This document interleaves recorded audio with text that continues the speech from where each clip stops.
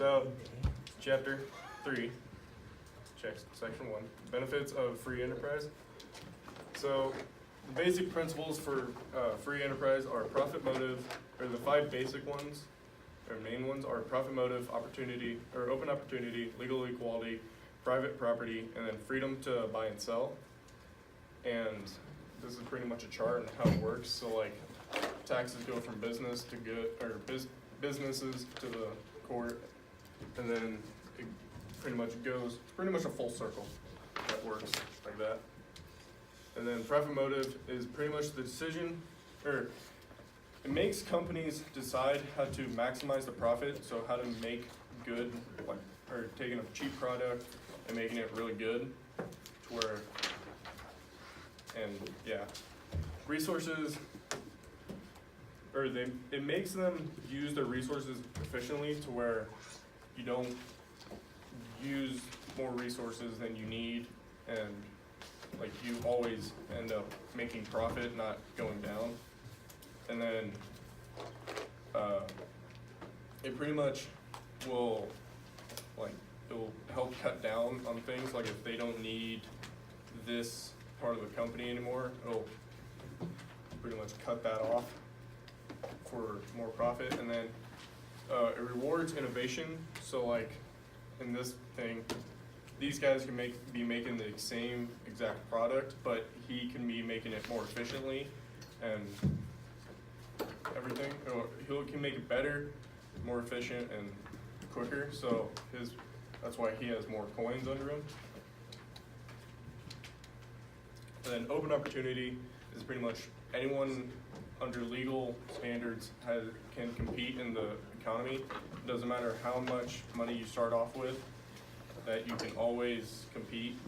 So yeah. Legal equality, no discrimination, so you can be black, Mexican, gay, anything really. And then a white guy has the same rights as the black guy. And then it helps with the human capital. I didn't really look up that, sorry, my bad. Private property, once you buy something, you own it, and the government can't take it away from you unless, like if you buy a house and they're gonna build a highway, they can't take it away from you. They have to buy the property that you bought, and then, yeah. And then they get that land and they can do whatever they want. But pretty much, once you buy a business, like buy a building or whatever, you can do whatever you want in it because it's your building and the government can't take it away unless they need. And then freedom to buy and sell, pretty much gives open opportunity. It allows businesses to make deals that they want, so where if Cabela's or Bass Pro decided it wanted to buy Cabela's and Cabela's was okay with it, or went with the deal, they can pretty much do like whatever they want once they own the business. And then it also does voluntary exchange, which is a vocab word, is pretty much the basic principle of that allows people to do whatever they want, or spend the money however they want, do whatever they want with the money, and then, yeah, pretty much just allows for freedom and like other companies to buy,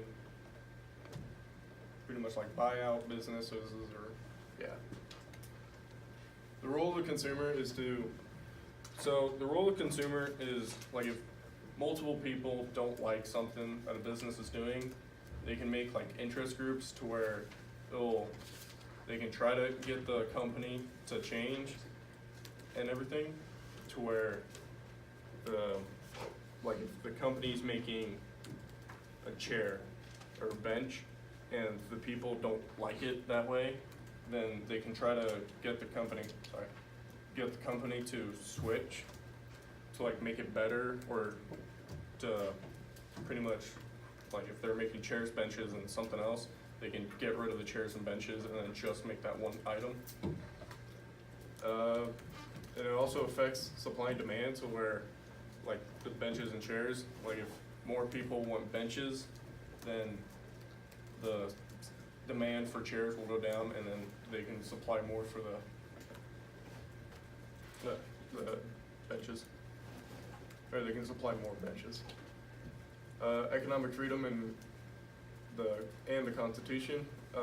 Property right, it's pretty much like private property, to where the government can't take anything if you bought it. And the 14th Amendment, or it was originally the 5th, to where the government or any federal thing cannot take the property, like just Skylar owns a house, it's ours now. They have to buy the property, and then the 14th Amendment made it to where it's the state and the federal, so it moved to a state level. The government cannot get involved in contracts because it's like private property pretty much. So it allows you to make any deals you want without having the federal get involved, as long as you don't break any of the federal rules. Role of the government in the marketplace. Health and safety, to where, what is the one company? But I know there's a company that will go through like auto shops that will, if something's not doing it, or if like this company is not doing this safety thing, this federal government can come in and shut down your entire business if you do not follow health and safety regulations, to where it can literally like shut your business completely down. Because I know it happened here in Sydney. Some wood company, can't remember the name of it, but yeah, it shut down them because they were not following health and safety. So like, yeah. And then the negative effects is that sometimes they're too strict on like things, to where in like an auto mechanic shop, if you're working this one area that doesn't require safety glasses, then that one, or the company, the federal people can come in and shut down the entire shop because of this one area, and it's not even that, you don't even like need that many regulations on it. And it pretty much, and it also requires businesses to, whatever they made the product out of, it must be stated, to where if you make a bench out of wood, you can't say like wood, or we made it out of wood, like pine wood. We use this liner or whatever, or use this paint, and then we also put like needles in it or something like that. Like you must state everything that you made in that product.